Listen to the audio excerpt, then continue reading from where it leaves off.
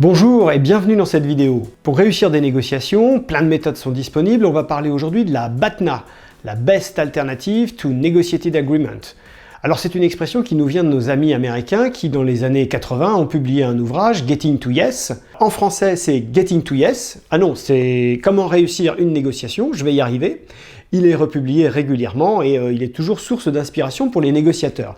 Très utilisé au niveau international, c'est une des méthodes les plus enseignées dans le monde et la plupart des gens s'y réfèrent quand il s'agit de proposer des fondamentaux en négociation. Alors vous savez que la BATNA, c'est aussi le nom d'une ville en Algérie et à chaque fois que je fais des cours là-bas, les gens éclatent de rire quand je leur parle de la BATNA. Donc pardon à tous mes amis algériens, oui, BATNA, avant toute chose, c'est la ville en Algérie. Mais pour le commerce international et pour la négociation internationale, c'est un acronyme. L'acronyme de Best Alternative to a Negotiated Agreement. La BATNA qu'on a donc aussi traduit par la MESOR, la meilleure solution de rechange ou de repli. Il y a plusieurs expressions qui sont possibles. Et l'idée générale, c'est d'avoir un plan B pour avoir plus de pouvoir en négociation.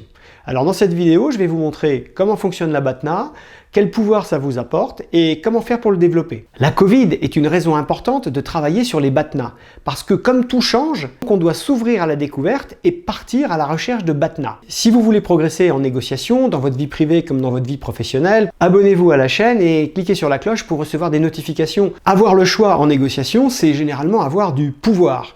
Donc on peut avoir le choix d'attendre, ne pas être pressé. On peut avoir le choix de trouver quelqu'un d'autre si on n'est pas satisfait des discussions qu'on a avec notre interlocuteur par rapport à son offre de service ou de produit. Et puis, heureusement, on peut avoir le choix de signer avec les gens qui sont en face de nous. Parce que si vous regardez bien, la seule fois où on fait un deal, c'est pas quand on attend, c'est pas quand on dit non aux gens en leur disant « j'ai une meilleure solution ailleurs », c'est quand on signe avec les gens qui sont en face de nous. Alors pour avoir du pouvoir en négociation, une des voies, c'est d'avoir le choix pour pouvoir finalement prendre la meilleure proposition. Que font les acheteurs? Quand vous êtes acheteur, vous allez consulter plusieurs propositions, plusieurs sociétés, plusieurs répondants dans vos appels d'offres pour essayer d'avoir le choix. Et vous prendrez du temps d'avance en organisant vos consultations longtemps avant d'avoir à prendre la décision pour ne pas vous retrouver sous la pression du temps. Quand vous êtes vendeur, de la même façon, vous allez utiliser le concept des BATNA en multipliant les rencontres avec des interlocuteurs avec lesquels vous pouvez faire des accords. L'exemple classique dans la vie privée, c'est aussi la recherche d'emploi. Évidemment, si vous voulez négocier votre salaire, c'est beaucoup plus pratique d'avoir des alternatives avec d'autres sociétés ou d'autres départements à l'intérieur de la même société, plutôt que de sauter sur sa chaise en disant « je veux plus d'argent, je veux plus d'argent ». Au niveau technique, la BATNA explique aussi certains points de rupture. Vous vous souvenez, les points de rupture, les zones de rupture, c'est les points ou les zones au-delà desquelles on ne peut pas aller. Alors parfois, c'est parce qu'on n'a pas la délégation, parfois c'est parce que c'est techniquement juste impossible, et puis parfois c'est parce qu'on a une BATNA. Donc si vous avez une meilleure solution ailleurs, effectivement, ça vous sert de point de rupture.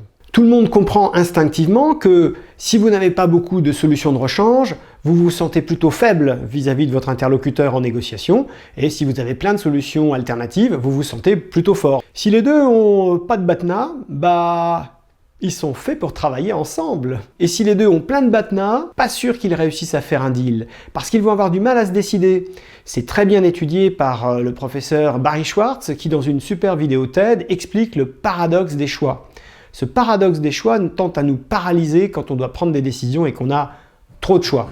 C'est un peu le côté obscur d'ailleurs de la BATNA. À force de développer les BATNA, à force de chercher peut-être une alternative, on finit par oublier que le seul moyen de faire un deal, c'est de dire oui aux gens qui sont en face. Alors comment on développe son pouvoir avec les BATNA? Eh bien évidemment il faut les préparer, donc on revient à la préparation, et je vous mets en lien bien sûr ma vidéo sur la préparation, parce que comme d'habitude, c'est l'anticipation qui va aussi vous donner le temps de chercher des alternatives, de mettre en place une stratégie de consultation, que vous soyez acheteur ou vendeur.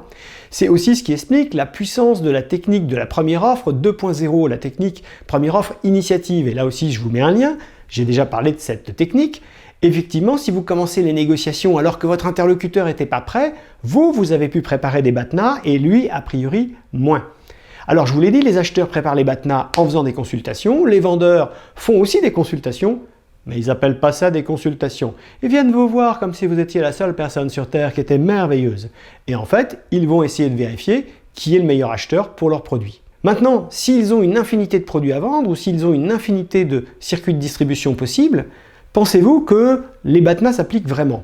Imaginons que vous souhaitiez référencer votre produit chez Carrefour, chez Auchan, chez U, chez Casino ou chez Intermarché, enfin je ne veux oublier personne.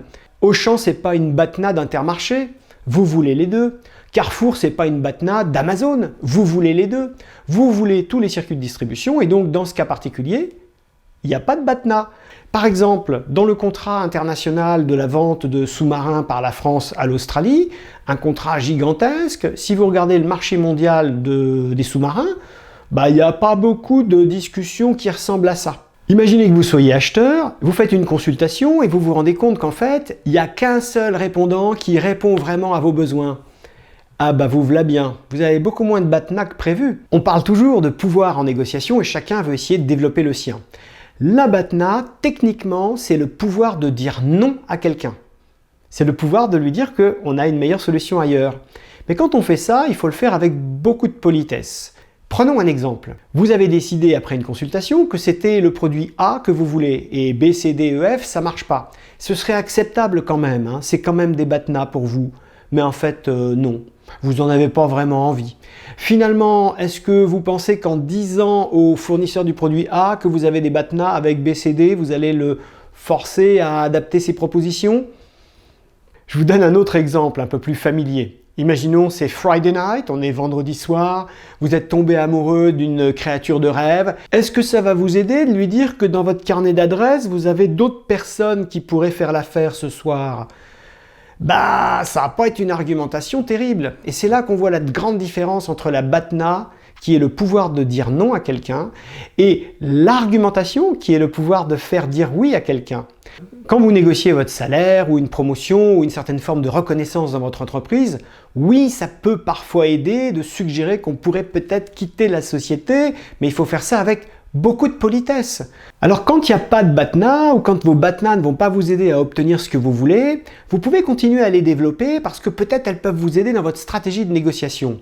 C'est la diversion mirage. J'ai fait une vidéo là-dessus. La diversion mirage, ça consiste à négocier avec quelqu'un alors qu'on n'a jamais prévu de faire un deal avec lui.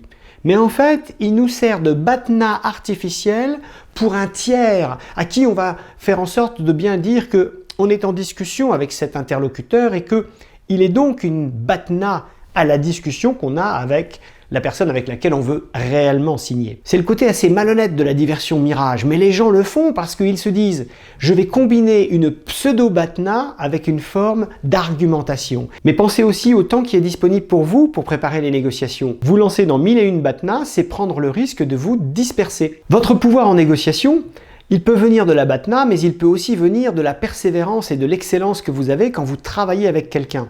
Ainsi, quand vous devez renouveler des accords ou les faire évoluer, oui, vous pouvez consulter et voir d'autres options. Mais vous pouvez aussi mettre votre temps et votre énergie sur la perfection de l'accord actuel. Et c'est un vrai choix stratégique et situationnel.